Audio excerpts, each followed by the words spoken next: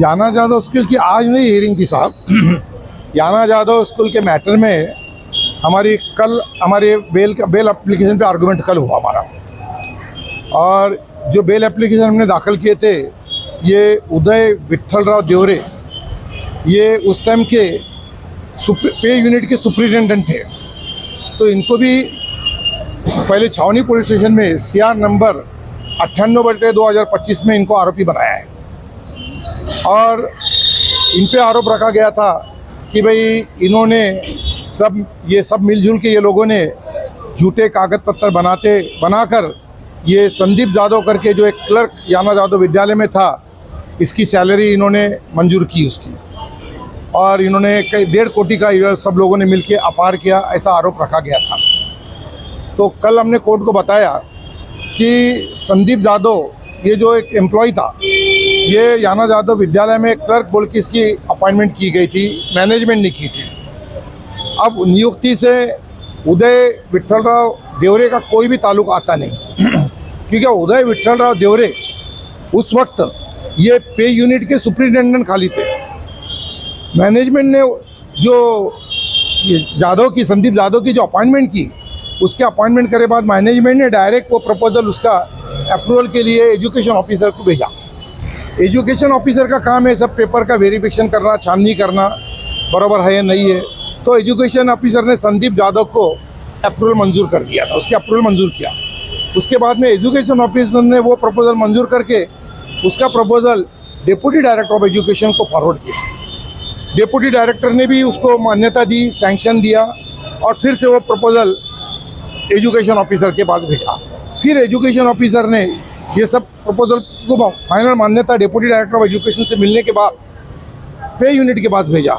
अब पे यूनिट का काम क्या है कि एजुकेशन अथॉरिटी ने जो अप्रूवल दिया है और डिप्टी डायरेक्टर ने उसको जो सैंक्शन किया है, मान्यता दी है, उसके मुताबिक उनके ऑर्डर का पालन करना, उनके ऑर्डर का इम्प्लीमेंटेशन करना। तो उन्होंने एजुकेशन ऑफिसर ने जो संदीप जादव को जो अप्रूवल दिया था वो 2012 से दिया था। तो 2012 से 2014 का जो वेतन का फर्क था, उसको जो मान्यता एजुकेशन ऑफिसर ने दी थी और फाइनल सैंक्शन जो डिप्टी डायरेक्टर ऑफ एजुकेशन ने दिया था, वो पे यूनिट ने संदीप जादव के खाते में वो उतना अमाउंट क्रेडिट किया। अब उस संदीप जादव की अपॉइंटमेंट 2012 की है या 2014 की है, इसकी शहनिशा करने का काम ये एजुकेशन ऑफिसर का है। इसकी शहनिशा करने का काम पे यूनिट का नहीं रहता है। और जो शालार्थ आईडी जो बनती है, शालार्थ आईडी यानी क्या कि मुख्याध्यापक वो जो एम्प्लॉय रहता टीचिंग स्टाफ का, टीचिंग और नॉन टीचिंग का, उसका डाटाबेस ऑनलाइन से एजुकेशन ऑफिसर को भेजता है, और वो एजुकेशन ऑफिसर वो वेरीफाई करता है और शालार्थ आईडी बनती है।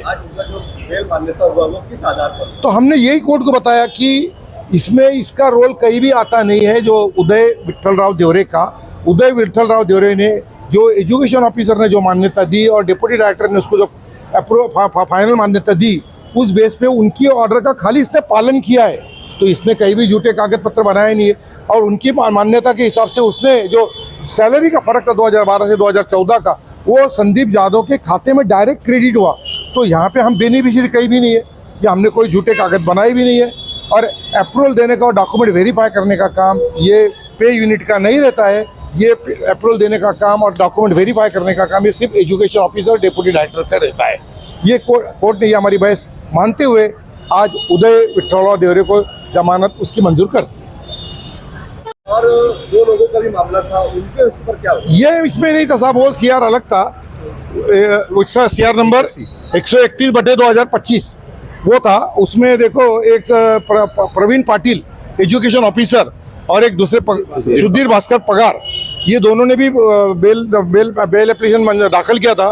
उनका बेल एप्लीकेशन पनार साहब ने कल नामंजूर कर दिया है। ये मालेगांव स्कूल के बारे में इनका मामला था। उनके वकील भी दूसरे थे, उनके तरफ से मैं नहीं था।